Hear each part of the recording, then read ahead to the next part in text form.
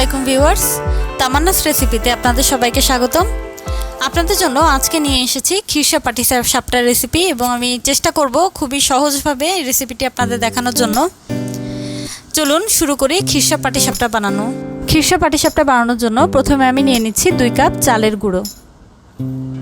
এবারে দিয়ে দিচ্ছি 2 চা চামচ চিনি।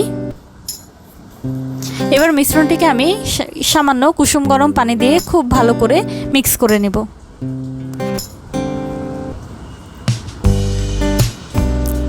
আমি এখন নেড়ে নেড়ে খুব ভালো করে মিক্স করছি এবং এত ভালোভাবে মিক্স করতে হবে যেন ভেতরে কোনো লাম্পস থেকে না যায়।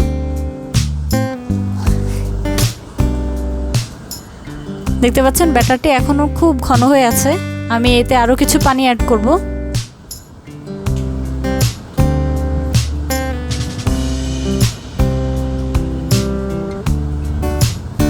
ব্যাটারটি অনেক বেশি পাতলাও না আবার অনেক বেশি ঘনও না, এরকম হতে হবে। আমি দেখিয়ে দিচ্ছি কতটুকু ঘন হবে ব্যাটারটি।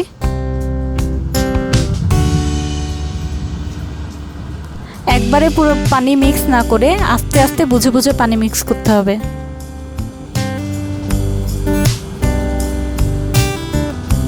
এবার আমি ভেতরে ক্ষীর দেওয়ার জন্য দুধের ক্ষীরটি তৈরি করে নিব।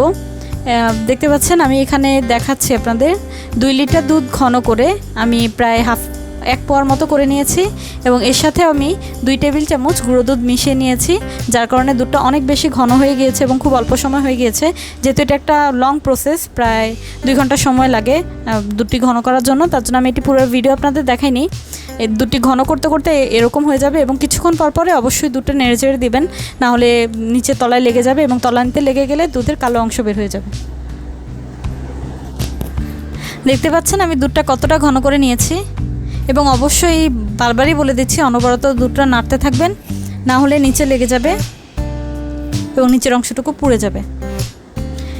এটিকে আমি আরও অনেক বেশি ঘন করে নিব। ঠান্ডা হয়ে গেলে আরও নিজে নিজেই আরও অনেক বেশি ঘন হয়ে যাবে। দেখতে পাচ্ছেন ভিউয়ার্স কতটা ঘন হয়েছে এবং অবশ্যই খেয়াল রাখবেন শুধু দুধ ঘন করলে এত দ্রুত এতটুকু ঘন আপনার কখনোই হবে না, দুধের সাথে অবশ্যই গুঁড়ো দুধ মিক্স করতে হবে। এবার আমি ব্যাটারটিকে একটি প্যানে নিয়ে নিচ্ছি এবং ঘুরিয়ে গোল করে নিচ্ছি।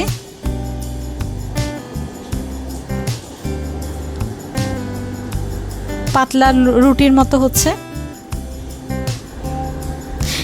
এবং এর জন্য আপনারা অবশ্যই ননস্টিকি প্যান ব্যবহার করবেন, তার কারণে রুটিটা নিচে লেগে যাবে না এবং যখন হয়ে আসবে নিজে নিজেই ছেড়ে দিবে। প্যান থেকে রুটিটা যখন আলগা হয়ে আসবে তখন ব্যাটারটি রুটির মাঝখানে এইভাবে ঢেলে নেবেন।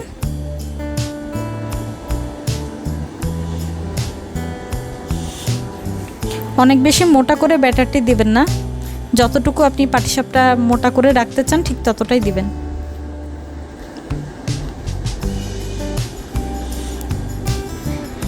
এবার আমি পাটিসাপটা রুটিটিকে ভাঁজ করে দিচ্ছি। দেখতে পাচ্ছেন খুব সুন্দর ভাঁজ হয়ে গিয়েছে। এভাবে আমি বাকি রুটিগুলো বানিয়ে নেব।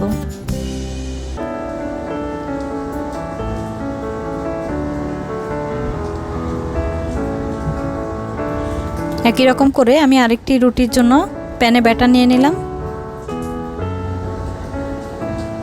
রুটিটি হয়ে এসেছে, প্যানের গা থেকে ছেড়ে দিয়েছে। এবার আমি ভেতরে ব্যাটার দিয়ে দিচ্ছি, একই পদ্ধতিতে ভাঁজ করে নিচ্ছি।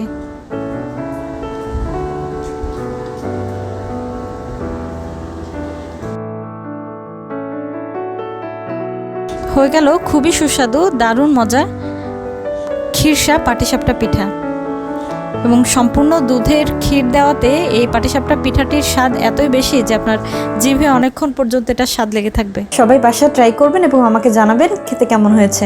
ধন্যবাদ সবাইকে। আসসালামু আলাইকুম।